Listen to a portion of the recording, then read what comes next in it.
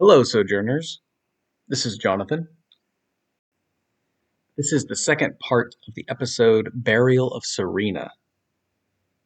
Hopefully, by now, you have gathered that the Sojourners are in the midst of a conflict in the universe known as the Blood War. This is an evil versus evil campaign where the demons and the devils vie for power on the battlegrounds of Avernus. And we have found that conflict is spilling over into the material plane, which is the Sojourners' home, the plane of Bonsaro. As we wrap up this episode, we will find out which path the Sojourners take to resolve this conflict. I hope you enjoyed as much fun as we had making it. And so for now, our story continues. And the Citadel resumes business as usual. With the four of you gathering around, how do you proceed from this day with your bellies full, your clothes fine, your items close at hand, and each of you within speaking distance? You begin to look into each other's eyes and look out into the wild horizon, standing outside of Grovelore. How do you proceed? Gandan's gonna slap Felthran on the back. Mighty fine speech there, brother. Think that shook the very foundations, but now let's be about it. Agreed, we must leave. Let's start walking off some of this beer that I've drank over this last year. You are looking a little tubby there, Garandan. We got to get some more work in you. Hope my armor still fits. Right. Yeah, I think we need to just leave. I don't even know if we know where we're going yet, but it's time to start leaving town. And so I think Felthran would then turn to somebody that can make sure that we're loaded up with the provisions we need. Make sure I've got a nice size skin of dwarvish ale and some rations and let's go. Okay, let's see. Are we going to take a cart? I imagine you have a wagon, a double horsed wagon that you could kind of like maybe a covered wagon that you could keep sheltered from the rain. To your east, you could go to the Desserin Valley towards Red Larch. To the west, you could go all the way to Neverwinter, one of the cities in Waterdeep Nation, along with the Sword Coast. If you go to the south, you end up in Waterdeep. And if you go to north, you end up into more of the wild area of Mirabar, the Neverwinter Wood, the Sword Coast Mountains, a little bit more wild and untamed. If we're seeking gnolls, they'll likely be in the more wild places. But not too far from civilized areas. An astute observation from Hay. Then we head north. That is where the wild places are. So as we start to venture out of town, Bramble, especially with his passive perception, is going to see what looks like a ball of lightning kind of following along a little ways back. Hey, Felthran, is that yours? Did you get What? a pet? Oh, yes. Ark. Come here, Ark. And you're going to see this little, like maybe 1 foot tall, lightning elemental kind of running around like a pet. And as he gets close, you'll see that Felthran has added to his armor a belt. And as Ark gets close, the belt will glow a little bit. And then Felthran will turn to you and say, Ark was a gift from the Lightning King. He stays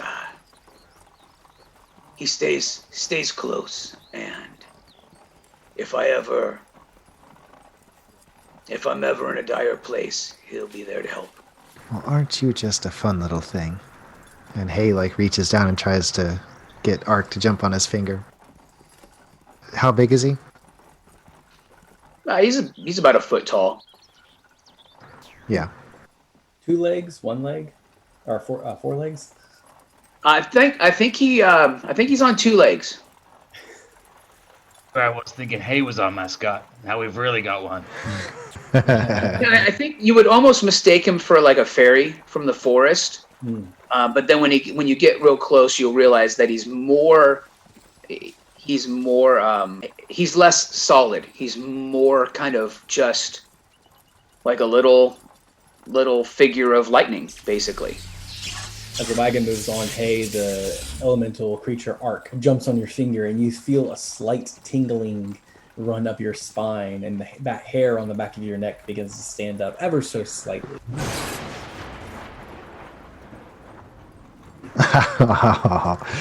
Oh. Runs up your shoulder like a roller coaster and begins zipping right back down. In a blink of an eye, he's on your other hand.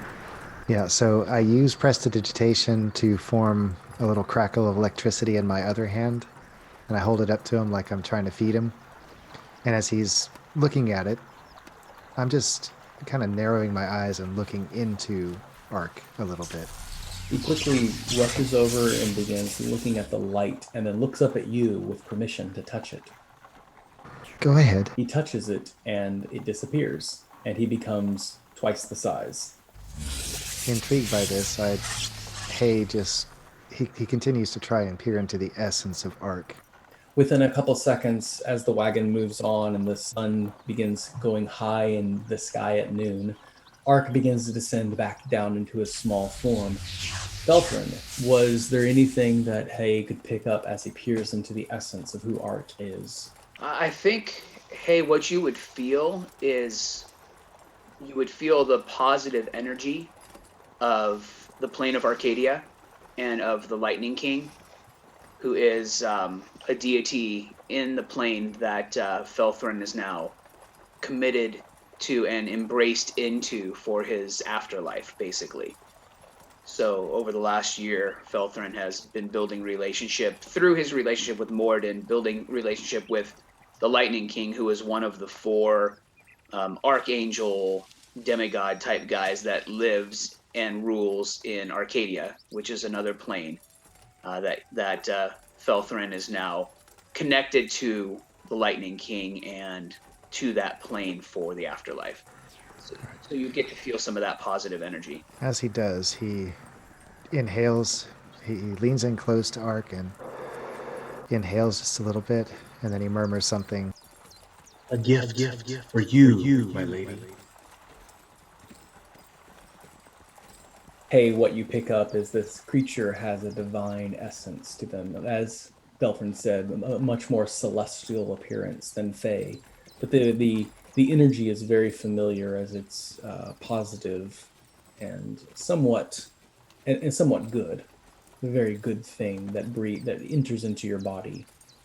The creature begins to rub his appendages, his hands, all up and down his body, as if the lightning is leaving him. And then he zips inside your nose and then rushes out of your mouth, and then quickly walks behind Felthran as well.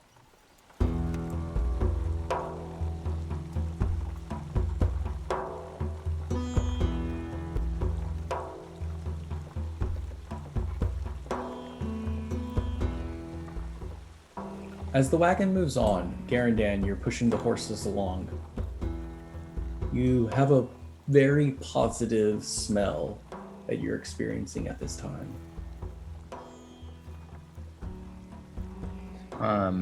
There's a breeze coming through the trees. There must be like a clearing or something with some good vegetation. It's just kind of tickling his. It's good. And he feels like it's good to be out of it. Like, as much as he loved Grovelore, it's like he's like getting that breath back to be on the road and be on in the wild. So. And Felthran, as you move along, you have a positive sound that bounces back and forth in your ears and in the presence of everyone else. As they're getting further away from Grovelore, they're hearing a little bit less of the singing of the dwarves, and that's being replaced by the sounds of the forest, which he hasn't heard a whole lot of in the last year. He's been pretty tied up in Grovelore, so Starts off with some birds singing, and then as he kind of tunes into what he's hearing, he starts then hearing the leaves crunching underneath the feet of animals, and off in the distance maybe a boar rubbing against a tree. And he's just taking in all of the sounds of the forest and remembering just a couple short years ago that he was living in the forest with the animals as a druid, and it's very, very grounding for him. You pass an old stump where Serena and you used to leave messages back and forth. Various fungi would be rearranged in a similar pattern to communicate messages of danger, messages of provision, messages of meeting. Bramble, a very unpleasant an unpleasant sight fills your eyes. As you're sitting in the wagon, moving alongside, maybe along the side of the wagon, hanging over the edge, or walking alongside the horses, you're moving along a very simple trail, the Tribor Trail, the one that you came up from the Desserin Valley. As you're moving closer towards the valley, you see on the left side the Sword Coast hills, and further beyond the mountains. The forest is all around you as the trees hang over this lane that leads all the way into the Desserin Valley. You've still got about 3 days march. But at this very time, you see something very forbidding, something wanting, something treacherous.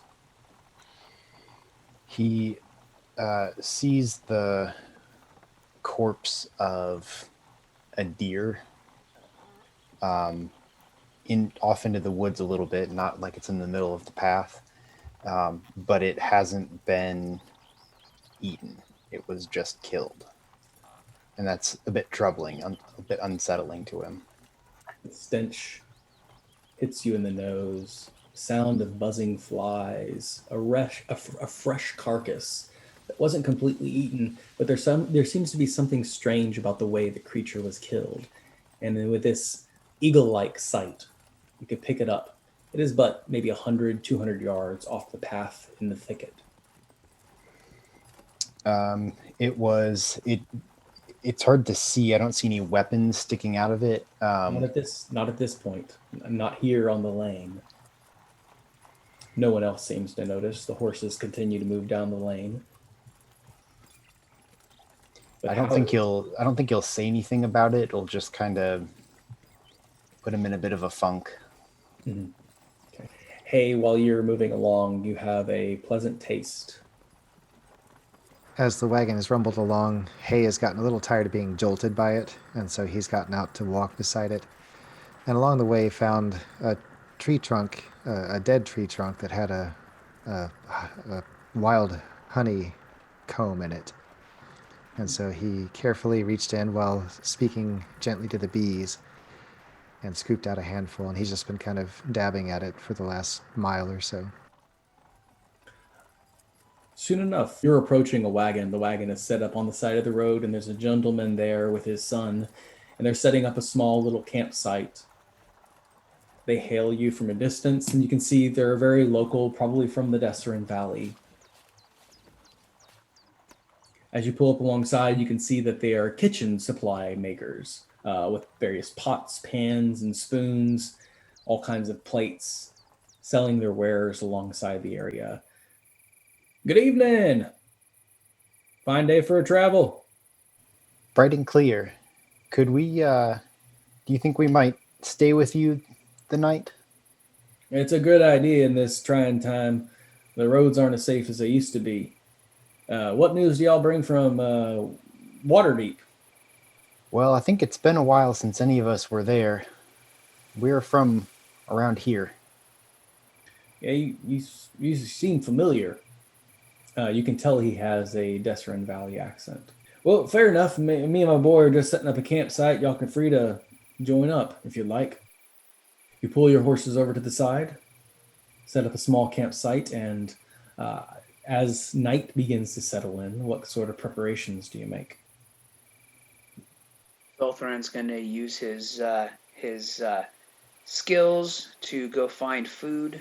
So he's going to go out into the forest and try to scavenge some food, maybe some small animals, maybe some mushrooms or some edible plants, and bring them back to offer to the man and his son to contribute to dinner. Survival check, please. Garandan, how do you prepare? Yeah, he's gonna be looking at all the kitchen supplies that this guy has, and it's gonna be like, you gonna yeah, it's like, hey, you actually cook with those? And Oh, well, yeah, we sell them we make them in Red Larch, and we just go down to Waterdeep and just up and down the Tribord Trail selling them and everything. Most people need them and everything, so it's a pretty good deal. yeah, you should take them to Moradin's Beard at Grovelore, and we could use some of this equipment. Oh, Grovelore, it's opened up again? You could say that. That's good to hear. Morden's Beard, huh? Well, that's great. As he collects this brand new client, he seems incredibly excited and begins to show you off a couple of the brass pots and the copper cups. I mean, they look great. I just want to know, like, what kind of food you can make on them. I'm hungry. Oh, yeah. Well, we were just making a pot of beans. Nothing too simple. We've been soaking them all day long, and now we're about to cook them. We don't have much in the way of spices. But if you got anything you want to add, feel free to. We got a pretty expendable palate. Oh, no, I've just got alcohol. Oh, well, none of that for us. Being out here in the wild, we won't have our wits about us. Not to scare anyone, but it does seem like we had a couple of wolves out in the night. We heard some hollering going on, and we passed a couple of places where I normally stop, and nobody was there. It just seems like the roads are pretty quiet. Tell me, these noises you're hearing, are they more of a howling or a high-pitched thing? Now that you mention it, it is a little high-pitched for a wolf. I haven't heard a wolf in a while, though. I mean, it's been a while since we had to travel. Wait, he looks at you, suddenly realizing that you seem to know something. What aren't you telling me? You think it's something other than a wolf? No, it's just a good thing we're together today. Let's just relax, enjoy our repast. He kind of pulls his boy close and kind of tells him to get inside the tent. As they sit around the campfire, he begins to smoke a pipe. And Bramble, what preparations are you making for this evening?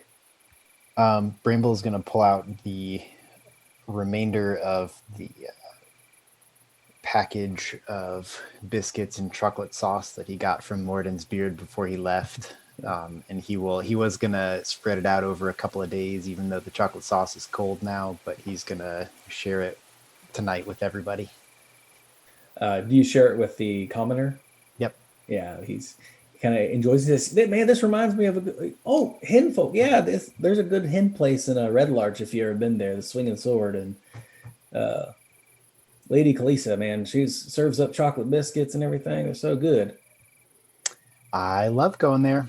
That's my favorite place to eat in Red Larch. Oh man, it's so good to meet someone from Red Larch. Yeah. Oh yeah. Well, you probably recognize our name, and we recognize your name. It's pretty nice. As the conversation continues on, Felthran returns. Felthran, during your time, you collected quite a few mushrooms.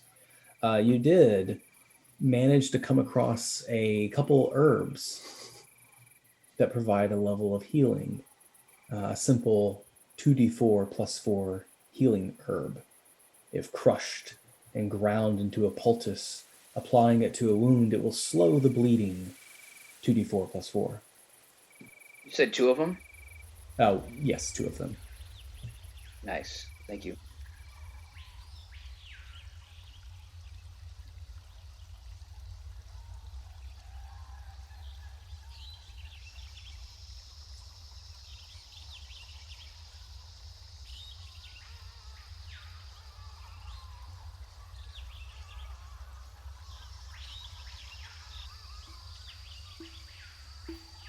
You do come across a deer carcass. see that it's been mangled some way, and it lies there dead in the forest, and no creature has touched it.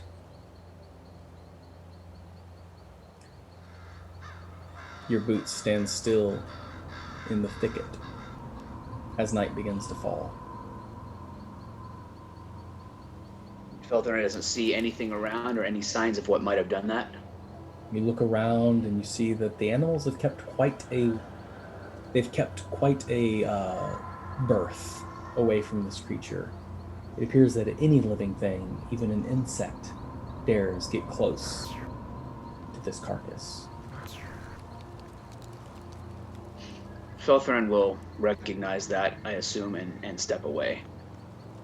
As you step away, the wind begins to pick up again, as if the forest resumes its song of the evening.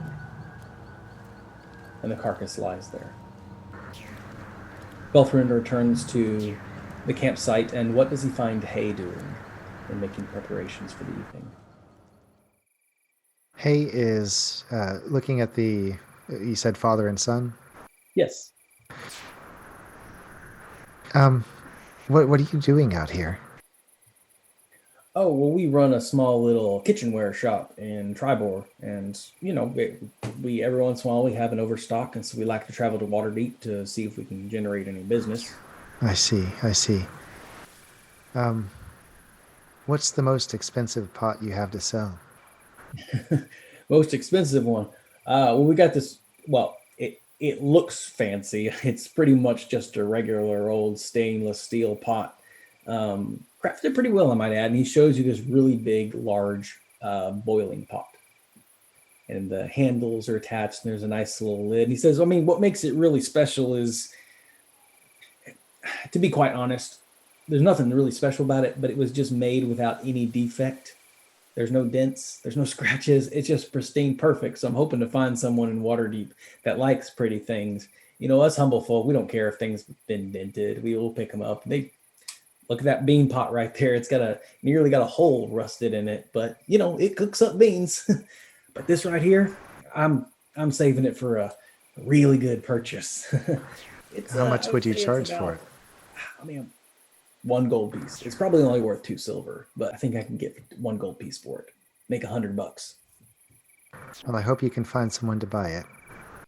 I'm pretty sure I will. People in Waterdeep, they like fancy things. You know, just got to find the right person. Yeah, I've got a spell and I'm trying to find the... Oh, well, what does Hay progress with? Please continue this. No, I'm just trying to find the material component for a spell, and it needs 1,000 gold piece. Oh. Yeah, good luck with that.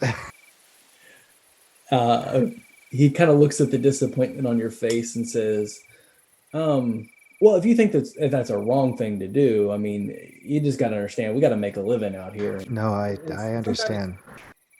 Oh, okay. So he kind of looks at you strange and says, well, that's a strange question to ask. Are you in the merchant business? No, not as such. He yawns, and sleep begins to take him and his son. The fire begins to boil down to an ember.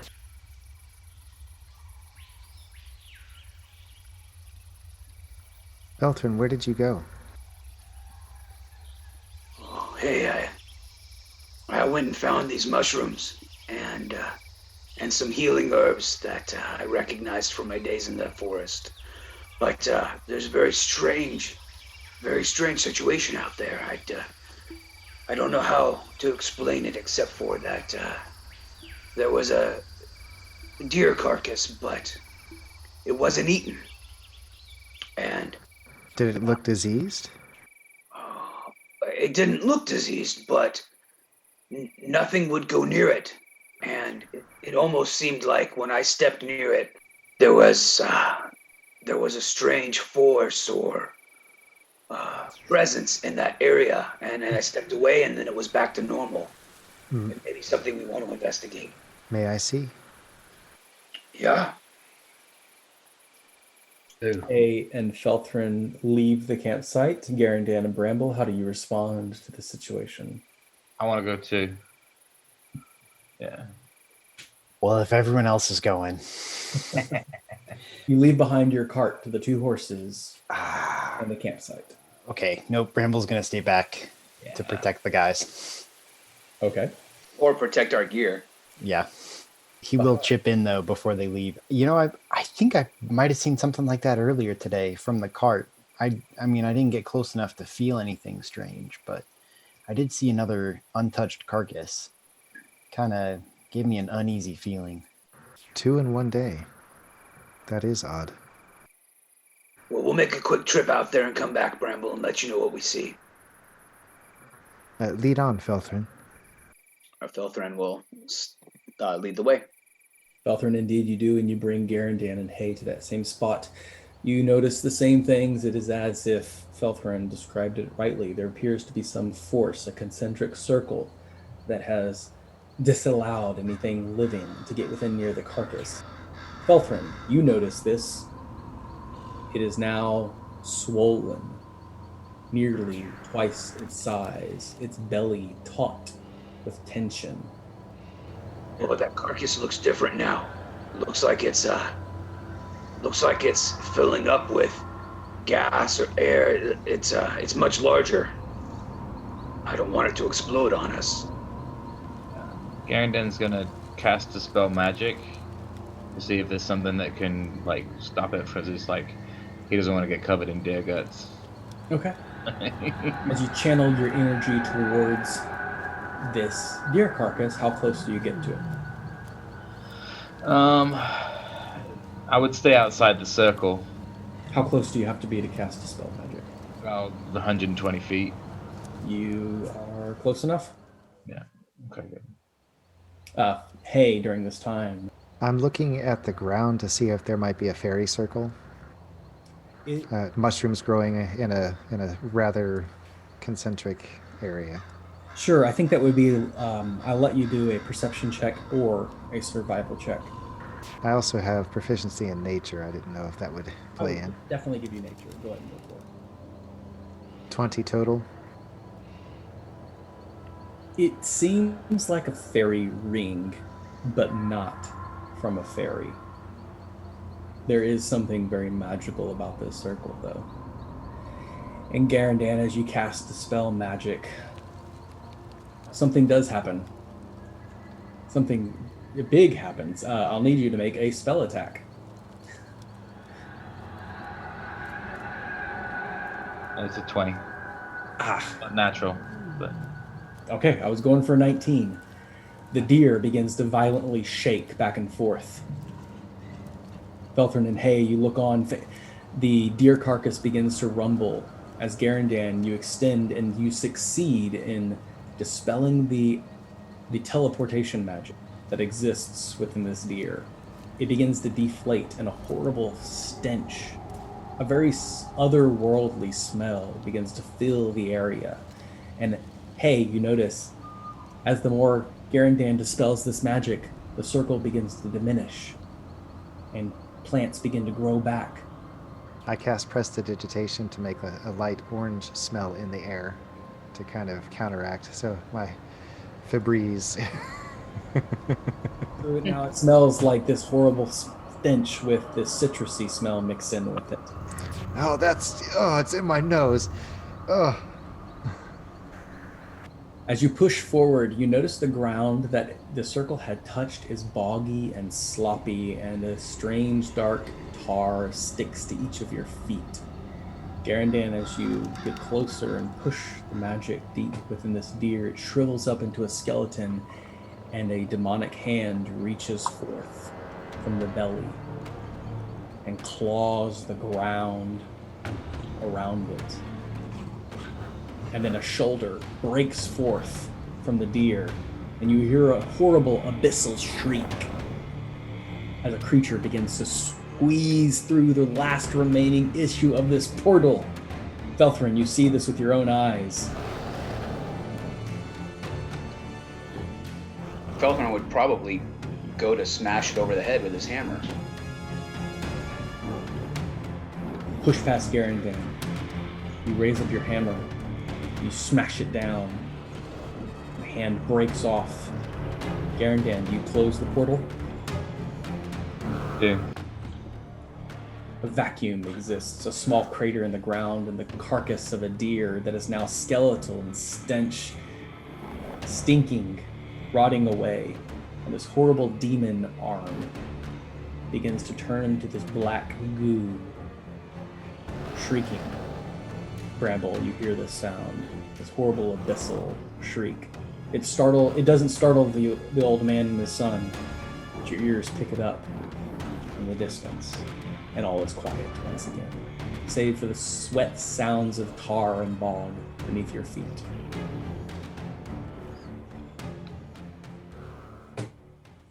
Well, that was unexpected. I don't think I'm looking forward to this demon and devil time. But sounds like they're encroaching already.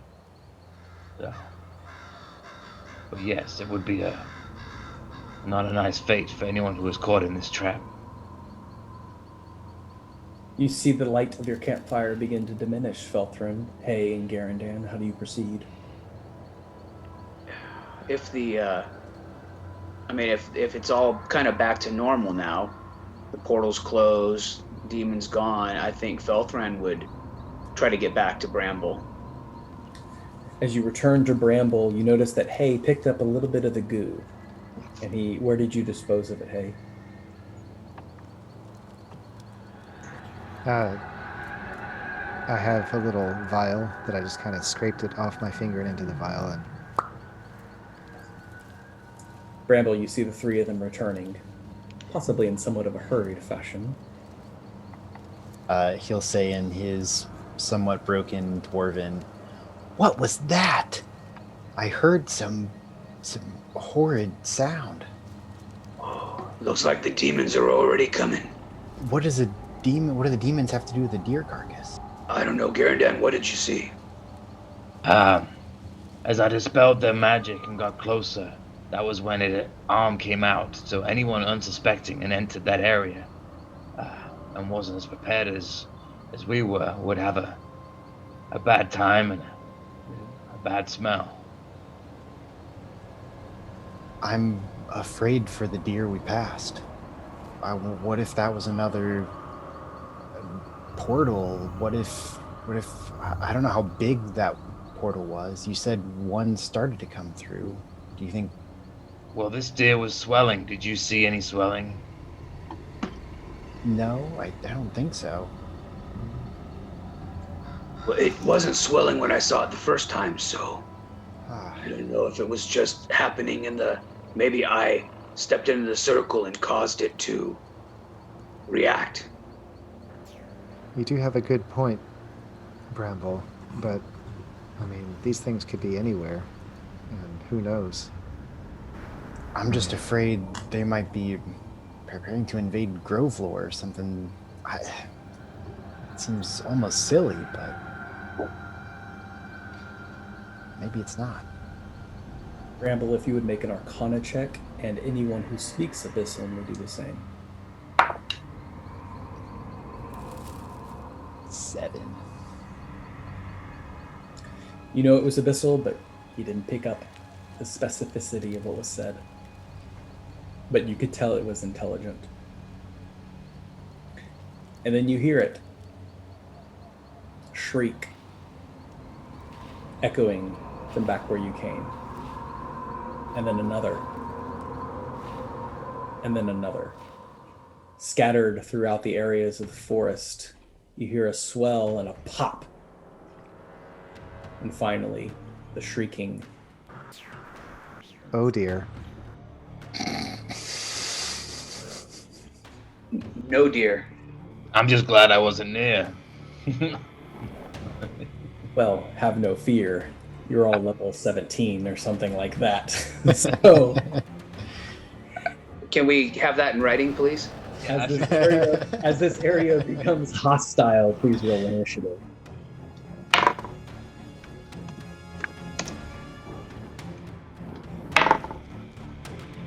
All right, with Bramble at 20, Felthran at 16, Hay in third place at 13, and Garandan last but not least.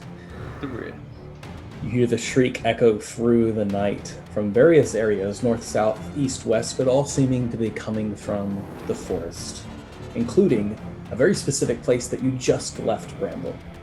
You can safely assume that this deer were very similar in existence. The description that Felthran described was exactly the same thing. Felthran, as you saw it grow and swell to twice its size, Garandan, as you notice, the power that came from it was a teleportation magic connecting to some other plane. As you saw that demonic entity reach out in desperation, Felthran smashed it, and Hay gathered some of the goo. Hay, as you step into the status of defense, readiness, I need you to make a Constitution saving throw.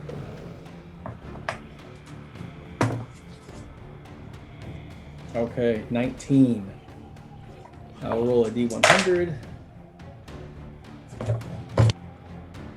Hey, as everyone's gathering around, you stand up and you feel your finger beginning to tingle. It doesn't feel good, like the way the elemental arc skated up and down as that demonic ichor. You look down and your finger has become totally black and has shrunken in size. Your index finger, by which you gathered the ichor, is twice as small as the rest of your fingers.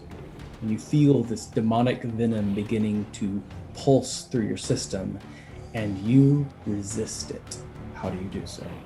As I notice it, a shock of panic runs through me, and I immediately mutter something to the lady, and then it's like my eyes turn. They don't actually do this, but it's like they turn to look back inside me, and then suddenly I'm traveling through my body and down to through my arm, through the artery, the brachial artery, and right into the veins, and then down to that finger. And then it's like I'm inside my finger just pushing and pushing, and so slowly the color begins to resume up the length of my finger. I don't know that I completely push it out, but it's starting to resume its color. And you stay the demonic ichor from entering the rest of your body, but you notice the permanent resolution is your finger is still twice as small. You hear her inside your head say, "You can only imagine what it would have done to the rest of your body." And then you feel her grab you in your consciousness. She holds you with both hands and says, "I'm going to need something from you. Thank you for the gift, but I will need you when the time is right to avenge my broken heart. You're on the path, Hay. You've made me very happy. But now, I need you to do me a favor." What is it? "I need you to kill someone." Who?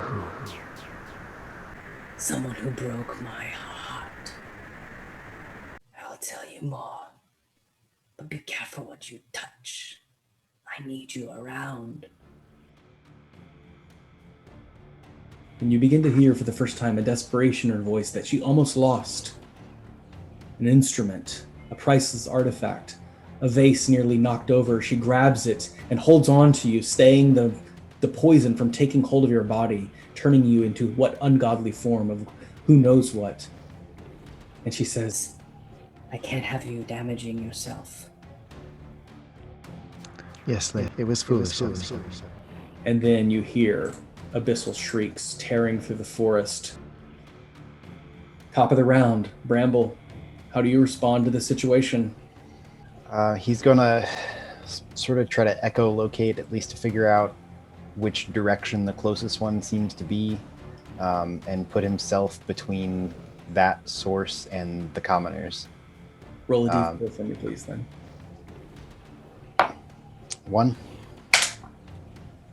You sense it coming from the south. There is a quick patter of feet, almost like the skating as you can imagine a spider if it was moving like 80 miles an hour.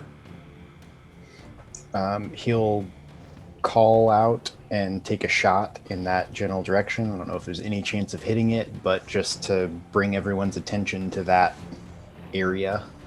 Over Same, here. but I really want to see you do it. Okay. Disadvantage?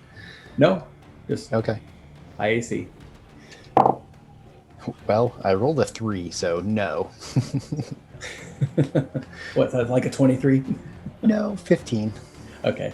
Your arrow zooms off into the distance, and you can tell by the sound that it barely makes a target, just echoing throughout the forest. Next up is Felthran. How do you respond to this situation? Felthran hears Bramble fire into the woods, and he's going to run in that direction.